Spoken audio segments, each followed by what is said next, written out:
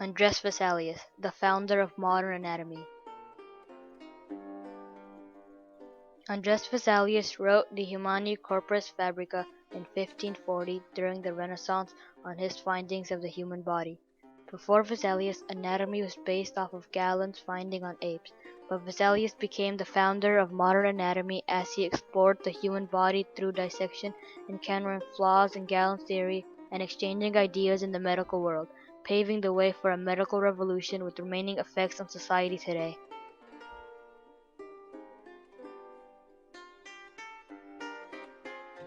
Born in Brussels, Belgium, Vesalius was born to a family of doctors. His father and grandfather served the Holy Roman Emperor. Originally, Vesalius began to study medicine in Paris, but then transferred to the University of Louvain when France declared war. From there, he moved to the University of Padua to acquire his doctorate on December 6, 1537. The next day, he was appointed as chair of surgery and anatomy at Padua, the job of lecturing about anatomy the day after receiving his degree. Vesalius then set off on his mission to give a detailed description on the human body. For 1500 years before Vesalius, Galen dominated the study of anatomy. He began to study medicine when his father had a dream that he should follow this path. So he spent 12 years studying ancient medicine in the Mediterranean region. When he first began, Galen worked as a surgeon for gladiators, saying that he could get a glimpse of the inside of the human. With his students, he believed that they should look at the human skeleton with their own eyes, but he did not use human bodies due to religious reasons.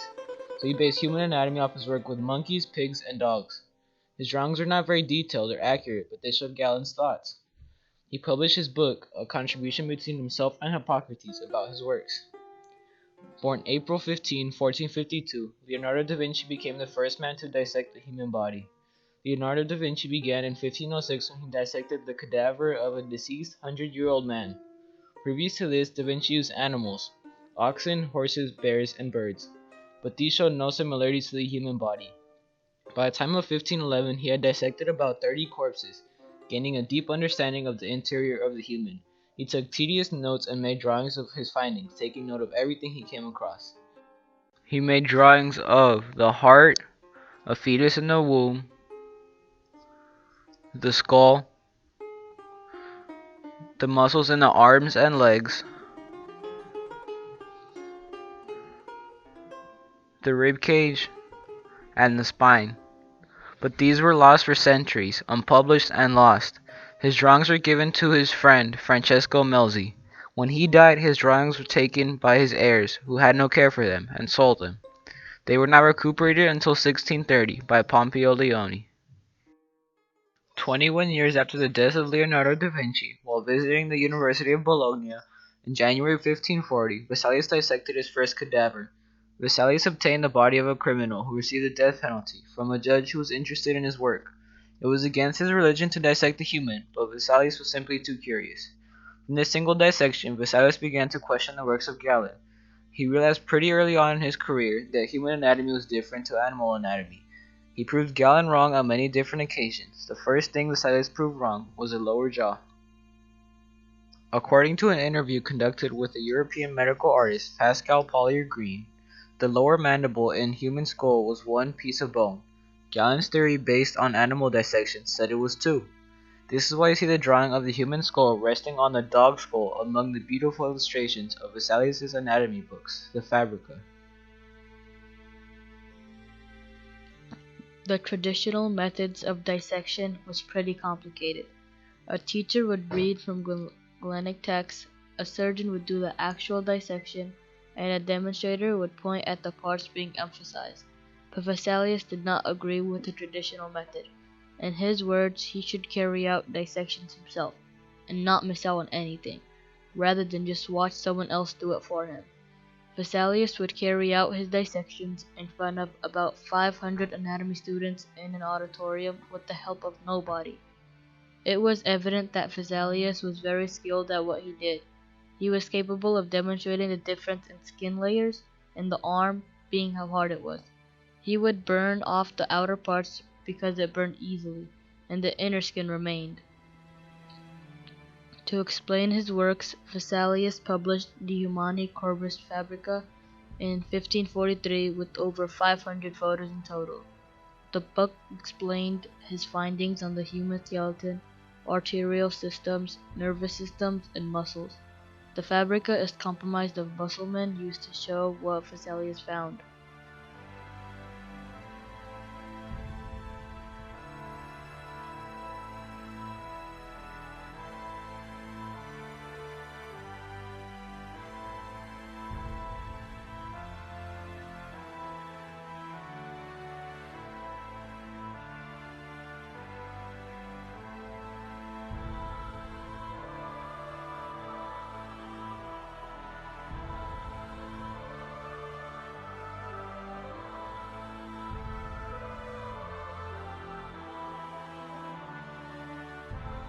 The artwork featured is a combination of the works of Titian, Jan Stefan van Hoekhaar, and himself. To make his works easier to explain, Vesalius would compare anatomical structures to rather common objects: the radius to the Weaver shuttle, and the mitral valve to the bishop's mitre. There were various different views on the works of Vesalius as well. One review of the Fabrica called it admired, studied, followed, and pondered. Even Vesalius's instructor, Johann Ginter von Andernach, had a great view of Vesalius when he said, "Vesalius is a young man of great promise, possessing an extraordinary knowledge of medicine, proficient in Latin and Greek, and very skilled in dissection of bodies."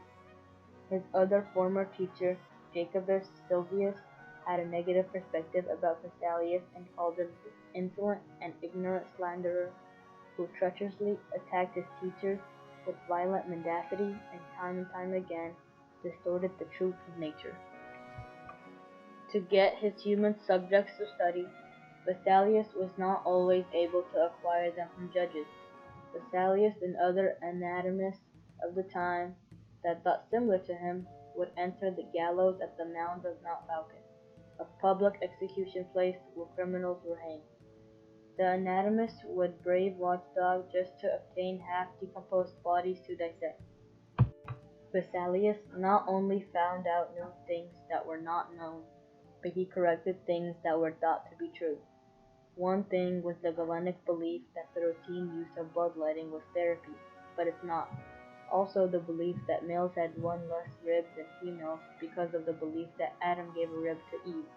But Vesalius was set off to change what was known about Galen and emphasize things as true. An example is the exaggerated upward extension of the rectus abdominis muscle in the fifth muscle mass. Vesalius made it like that purposely to try and show the error in Galen's work. The good outcomes came from the works of Vesalius as well. The greatest one is surgery. It was Vesalius's greatest belief that surgery has to be grounded in anatomy, and his work makes the belief concrete.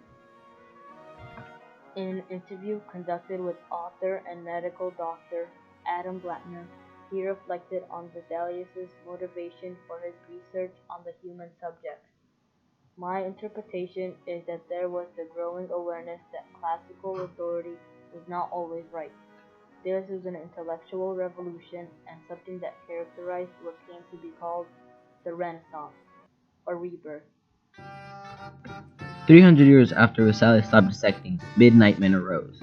They originated because of supply-demand for bodies used for medical dissection.